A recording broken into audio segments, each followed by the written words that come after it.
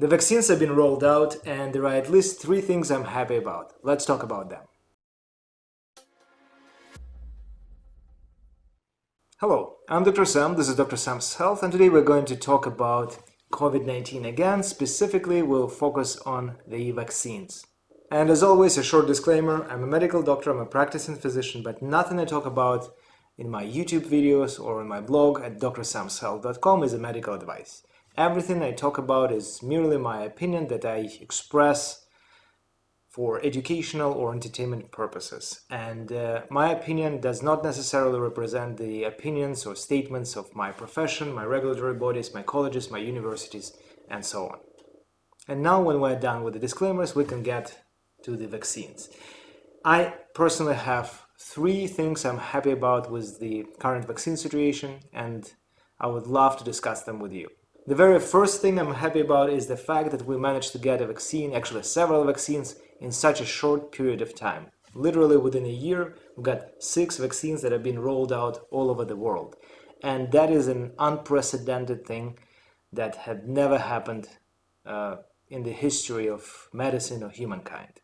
Typically, it takes at least several years to develop a drug or a vaccine, to go through 3 phases of clinical trials. Then you have to build the machinery, the industry to produce these vaccines on a large-scale basis. You can imagine that given the population of the world, we'll need billions upon billions of the vaccine doses, and that is a huge task, and I'm really surprised and amazed by the fact that several pharmaceutical companies managed to create these vaccines and to create all the machinery necessary to manufacture and to distribute them. Obviously, there will be some people who will be very skeptical about this process, and there are concerns about mass production of vaccines that were not rigorously tested.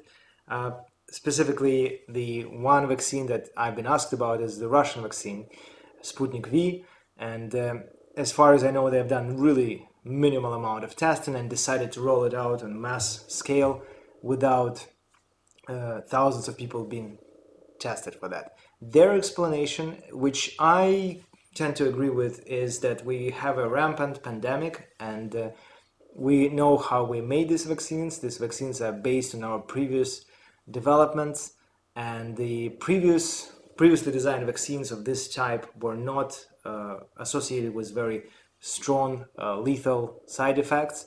And what we have done, we just changed the one component of the previously existing vaccines, and we do not expect this vaccine to be dangerous or to be associated with strong lethal side effects, with mortality.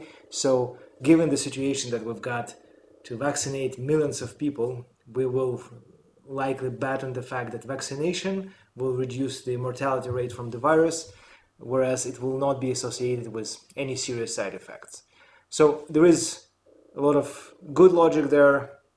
Obviously, some people will be very concerned about this approach. I know that some pharmaceutical companies, they have done more extensive research on their vaccines, more extensive testing, but still this testing is far from what is considered to be like a gold standard in the industry.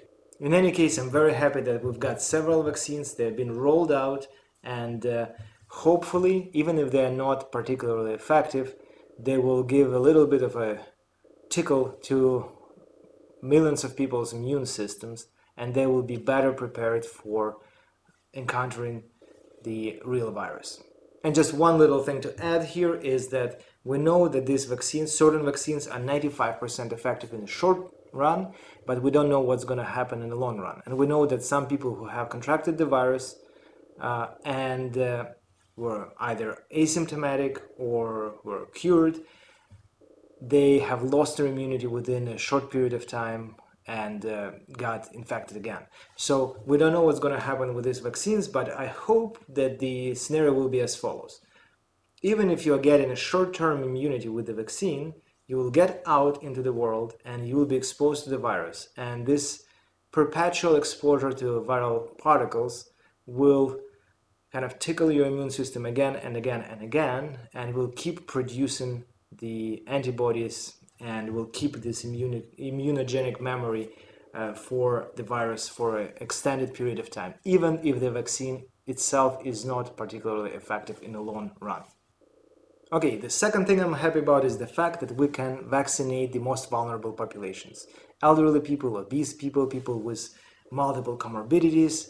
These people are very vulnerable to the virus. And actually, a friend of mine asked me, what's better, to get vaccinated with all the potential side effects or just to be exposed to the virus and to develop a natural immunity?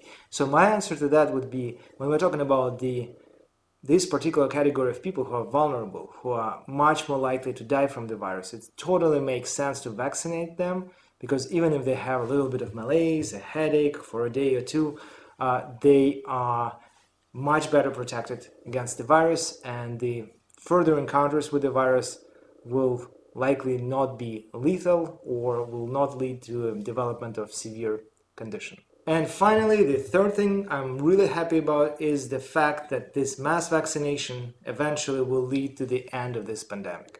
That we will lift the lockdowns, we will be able to go back to the gyms. I still cannot go to my gym right now. We will be able to practice medicine that we used to do. We'll be able to go to our hairdressers, to our spa salons. We'll be able to go to different countries. We'll be able to travel again. We will not have to quarantine. So I really hope that this vaccination will end the pandemic and we will be able to return to normal living really, really, really soon. And to be honest, that is the main point of my video today, because I believe that as we're approaching Christmas and New Year's, I hope that we will be able to go into 2021 with much more excitement, joy, and hope for the future than we had in the past year, which was absolutely terrible, obviously. And that is pretty much everything I had to say today. I will definitely make a video on Christmas Eve and on New Year's Eve. But for now, let me wish you good time and hopefully good preparation for the holidays and holidays themselves. All the best.